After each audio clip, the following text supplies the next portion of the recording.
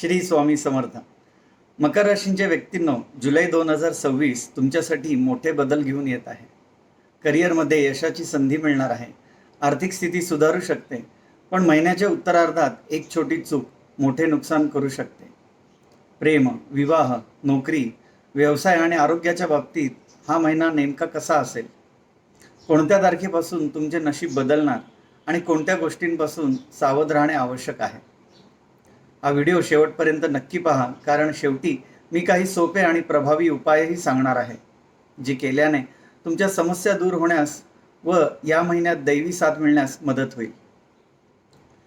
आणखी एक महत्त्वाची बाब, इथे दिलेली माहिती फलादेश हा तुमच्या चंद्र राशीवरून सांगितलेला आहे, परंतु तुमच्या वैयक्तिक कुंडलीतील ग्रहस्थिती, ग्रहयोग, महादशा, तुमची लग्न राशी यानुसार फलादेशात मोठा फरक पडू शकतो. तुम्हाला वेगळ्या परिस्थितीला सामोरे जावे लागू शकते. तुम्ही एखादे मोठे काम किंवा महत्त्वाची योजना सुरू करत आहात किंवा प्रदीर्घ काळापासून एखाद्या अडचणीत आहात, तर तुमच्या कुंडलीनुसार मार्गदर्शन घेणे तुम्हाला फायद्याचे ठरेल. वैयक्तिक कुंडलीवरून मार्गदर्शनासाठी तुम्ही स्क्रीनवर दिलेल्या व्हॉट्सअप नंबरवर मेसेज करू शकता. चला तर मग सर्वात आधी पाहूयात या महिन्याची मुख्य ग्रहस्थिती. या महिन्यात सूर्यग्रह 16 जुलैपर्यंत तुमच्या 6व्या भावात राहील. ही स्थिती शत्रूंवर विजय, स्पर्धांमध्ये यश आणि कामातील अडथळे दूर करण्यास अनुकूल मानली जाते. त्यामुळे महिन्याचा पहिला अर्धा भाग विशेषतः चांगला राहू शकतो. मात्र 16 जुलैनंतर सूर्य सप्तम भावात प्रवेश करेल. या काळात भागीदारी, वैवाहिक जीवन आणि व्यावसायिक संबंधांमध्ये थोडी अधिक सावधगिरी बाळगावी लागेल.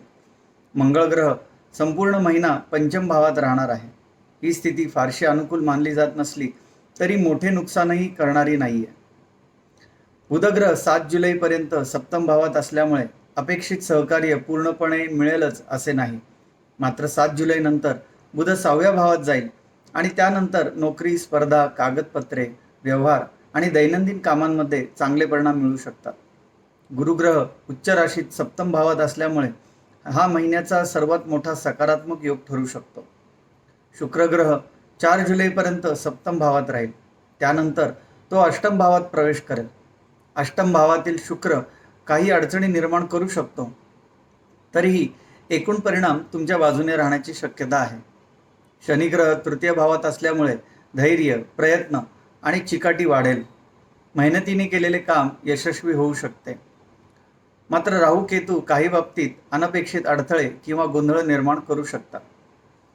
एकंदरीत पाहता योग्य नियोजन आणि मेहनतीच्या जोरावर तुम्ही अनेक क्षेत्रांमध्ये चांगले यश मिळवू शकता. आता पाहूयात करिअर, व्यवसाय आणि आर्थिकदृष्ट्या हा महिना कसा असेल. दशम भावाचा स्वामी शुक्र महिन्याच्या सुरुवातीला थोडासा कमकुवत असला तरी 4 जुलैनंतर परिस्थिती सुधारू लागेल. काही अडथळे येतील, पण शेवटी मेहनतीचे फळ मिळेल. व्यवसाय करणाऱ्यांसाठी गुरुची सप्तम भावातील उपस्थिती अत्यंत लाभदायक ठरू शकते. अनुभवी व्यक्तींचे मार्गदर्शन, ज्येष्ठांचा सल्ला आणि योग्य नियोजनामुळे व्यवसायात प्रगतीची संधी मिळेल. बुधग्रह व्यापारासाठी पूर्णपणे अनुकूल नसला तरी विरोधही करणारा नाही आहे. मात्र 16 जुलैनंतर सूर्य सप्तम भावात गेल्यानंतर भागीदारीतील व्यवहार, करार किंवा मोठे निर्णय काळजीपूर्वक घ्यावेत. महिन्याच्या पहिल्या पंधरवड्यात महत्त्वाचे व्यावसायिक निर्णय पूर्ण करण्याचा प्रयत्न केल्यास अधिक फायदा मिळू शकतो. नोकरी करणाऱ्यांसाठी हा महिना तुलनेने अधिक चांगला राहील.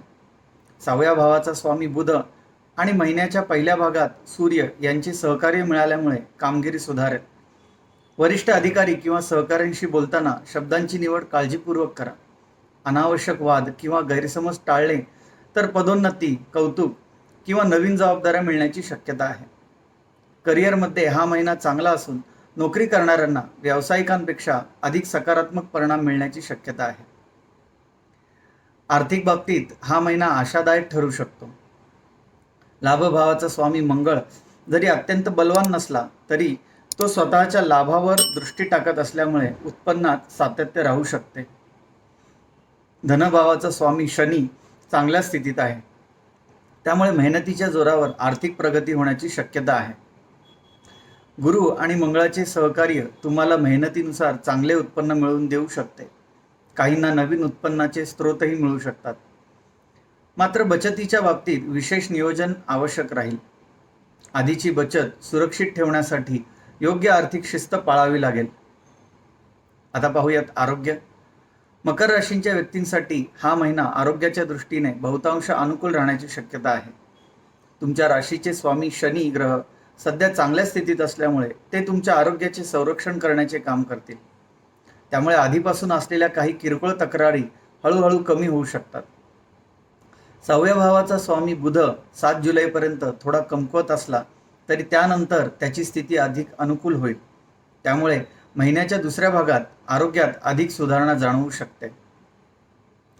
तुमच्या 6व्या भावात सूर्य असल्यामुळे रोगप्रतिकारशक्ती वाढण्यास आणि जुन्या समस्यांवर मात करण्यास मदत मिळेल. मात्र 16 जुलै नंतर सूर्य सप्तम भावात गेल्यामुळे त्याचे संरक्षणात्मक परिणाम काहीसे कमी होऊ शकतात.